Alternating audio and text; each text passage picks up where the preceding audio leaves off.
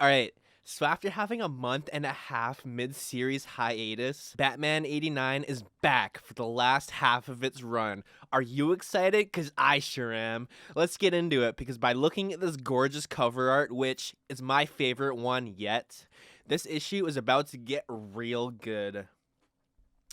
So we open up at yet another protest that is taking place. This time it has to do with Harvey Dent and how brother Harvey always believed in the system, but the system has failed him in typical system fashion. So the good people are holding a march to do something about it. Bullock pulls up and orders his men to cut them off, and as Gordon gives him a call telling him to stand down, sleazebag Bullock shuts the commissioner out. Drake pulls up in the Robinmobile and gets told by his favorite kind of people that the area has been cordoned off and that he has to take a detour to get around. Drake does a thing, drops off a big bag in an alley, and proceeds to drop it on a police van, drenching the cops and Bullock in paint. Drake proceeds to toss down another bag from the rooftops to reveal a bag of spray paint cans for the good people of Gotham City to spray paint all of the riot cops. Drake also drops his belt full of canisters to further reveal that they're smoke grenades, as the cops are just getting straight wrecked. Drake's most likely standing on the rooftops with a big grin on his face for how badly these cops are getting it, because we all know how much Drake hates cops, being the man of culture that he is. Commissioner Gordon pulls up acting like Red Foreman as he's firmly ready to put his foot all the way up Bullock's ass and give him the ass whooping of the century for engineering the biggest cock-up in the history of Gotham PD. I don't blame the guy. Bullock is such a slug. The commissioner orders all officers to stand down since he's literally the only cop that isn't a bastard, and gives a firm order for the Harvey Dent March to proceed as planned. Just like I was saying, Drake really do be on the rooftops telling them all to himself to stay out of his goddamn house while he's standing there just like Batman did back in the first issue. Also, totally off topic, but reading this issue with no context at all, seeing the ad for Batman and Robin and Howard, what the heck is this? Why is Dick in public school with his Robin uniform on? Is this Howard, and how is he Robin's match? What? Also, why is Batsy creeping from the window like an overprotective parent who doesn't want his kid to have any fun? I have so many questions, but I really don't think I want to know the answers to this one. So, getting back on topic, we cut back to the Batcave where Bruce is dressed in his quick change Batman armor, which was used in these Batman Returns action figure sales, as he's talking about how sick the penny looks inside the cave. As Bruce entertains Catwoman's cat, Alfred brings up how it's nice to see him not brooding for once, and mentions how some unknown person broke up the police operation down in Burnside.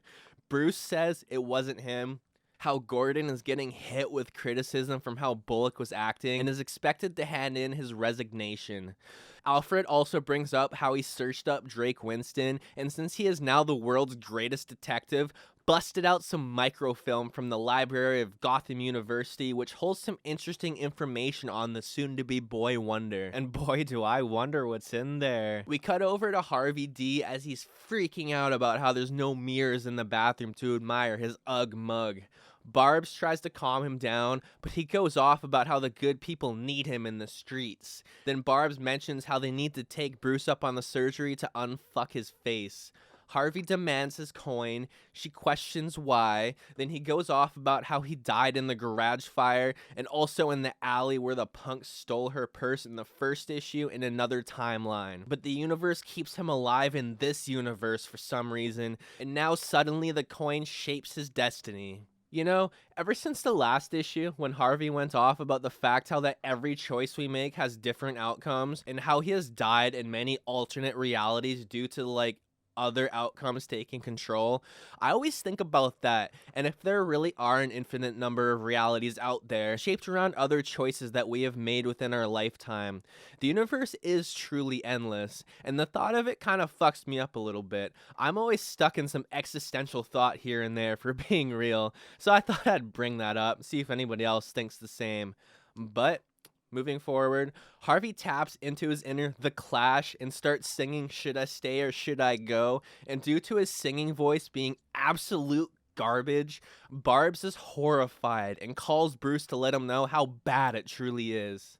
Harvey D dips with what I imagine to be painkillers, cause goddamn, proceeds to knock a hospital worker out to take his swipe card so he can finally find a mirror to talk about how handsome he is to himself. It's a face that only a barber can love, I swear. We cut over to Robin looking at how one of his Robins from the rooftops has escaped. Alfred pulls up to pick him up, and he asks Otis to do him a solid if he doesn't come back by letting the people know where he was headed. Drake lounges lavishly and respectably in the back of the limo and throws on some iced tea while probably wanting to sip some iced tea. Bruce is looking at the microfilm to find out that Wayne Motors bought out Drake's relative's automotive shop back in the day, which caused him layoffs. Sus. We pull up to the inside of Wayne Manor as Drake is pulling the jokes on how Alfred and Bruce must be always bumping into each other due to how cramped it must be. Drake is quickly drawn to the portraits of past Wayne family members and asks if one of them is Preston Wayne, which was the one in the automotive business. He also asks about the picture of Bruce and both of his parents for Alfred to let him know how the portrait is unfinished due to the fact of them dying before they had a chance to complete it. Kind of sad. Bruce pulls up in a fucking sick turtleneck, full of style, coming off strong by saying how they're partners in crime, since they did, quote-unquote, save Harvey from the fire by dragging him out of it by his feet with his face dragging along the pavement. Still, ouch.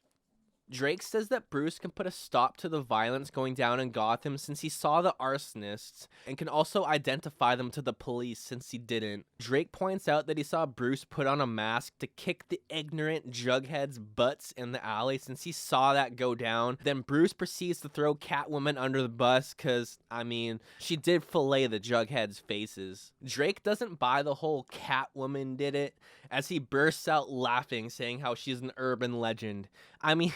So is Batman at one point, so that shouldn't be too hard to believe, especially in a city with Penguin Men born within the sewers and clowns who tried poisoning the city at one point in pretty recent time.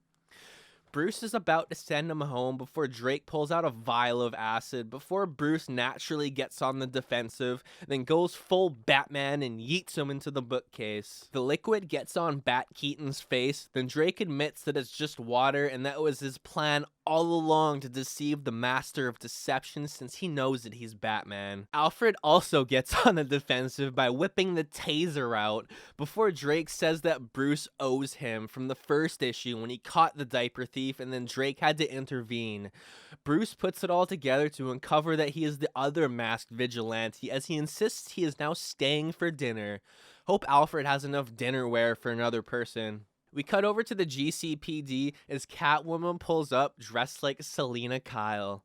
I say that because everyone knows that both her and Batman's true selves are themselves in the masks, while their alter ego is them without the masks.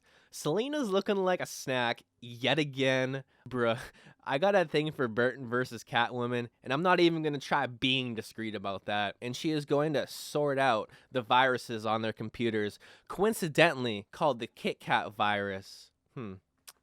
Wonder who put that there. Selena goes on to let Barbs know how the virus lets the hacker know every word that is typed when typing it, as they can be as far away as 3 states away. For her convenient knowledge on this Kit Kat virus, Selena tests her luck on if they want to look at a long-term service contract for her. The cat burglar trying to break into the GCPD's computers. Greatest heist yet. Barbs gets a kick out of the company that she works for, Leaky Lines Inc., as she goes over her references to find Wayne Tech on there for Selena to throw in how he's nice, but a little odd. Funny coming from Selena. Max Schreck is brought up here as she goes over the job she had there in Batman Returns, and Selena says that she thinks about what happened to Max every single day, and also asks if there's going to be an arrest made, considering she's the one who kind of killed him. Barbs says that since Batman and the Penguin were there, they are the highest on the suspect list, but there's no concrete evidence to bring them in, which would honestly probably calm her nerves about getting caught for that. Barbs gets called away for police things, as she is informed by the man who looks like comic writer and writer for the Burton vs. movies, Sam Hamm. that Harvey D escaped with enough painkillers to kill a horse, asks if he's tried contacting her, then is informed that someone saw some sus individual covering his face, letting himself into Barb's building. Barbs goes on a quest to retrieve Harvey, as Selena insists on staying back and getting up to some sneaky business, as this is the last that we see of her for this issue. Two-Face is in the apartment talking to himself, trying to access his computer, looking very much like Two-Face from the animated series as cops tail him inside. Harvey dips quick, but is given away by the infamous "You've got mail" as they check to figure out where it's coming from. As we see Two-Face behind the curtain being stealth AF, he beats the officer with a corded phone and proceeds to run out the building. As the officer tells Dent to give himself up, he takes that as an opportunity to give the old coin a flip, as he is now being escorted to a future safe house. I love how Harvey is battling between his two identities and is in constant conflict, as one is always in control while the other one has no choice but to sit back. Two-Face is definitely one of the most interesting of Batman's rogues gallery just for his psychology. They show themselves to a subway station as Harvey tells Harvey they can't fit in anywhere and they're now subterranean.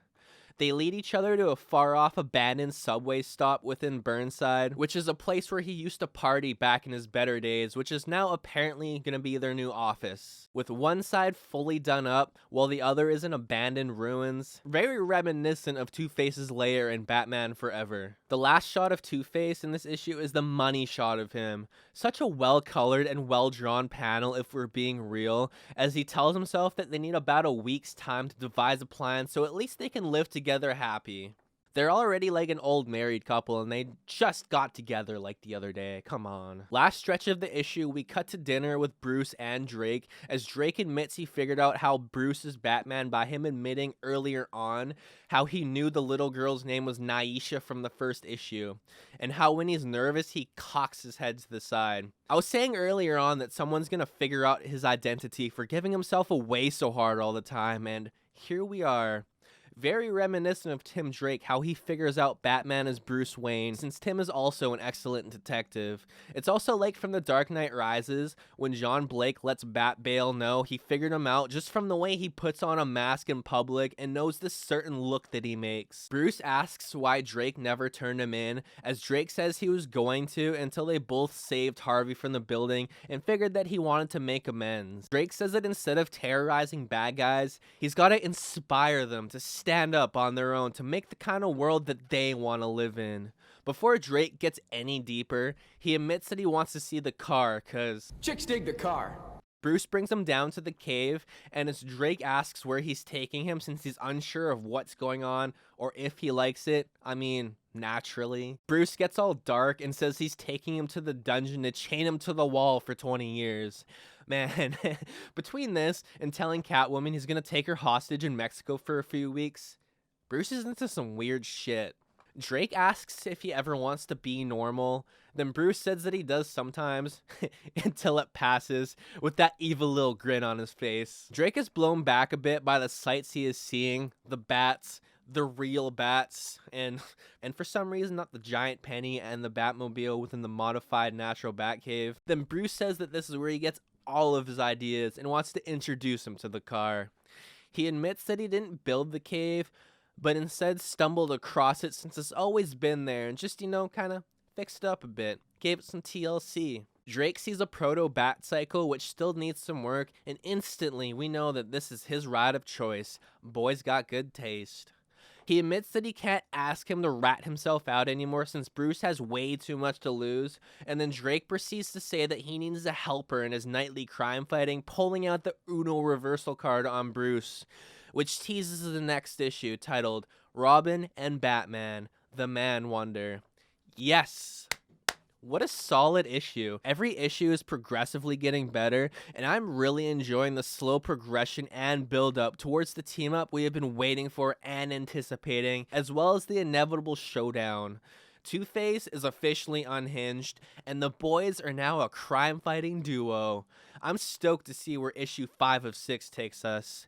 Let's hope we don't gotta wait another month, though. I won't mind either way, honestly. So wrapping things up for this issue, My name is Freddie Savage, bringing you issue 4 of Batman 89 titled Heads or Tails, and I'll see you next time.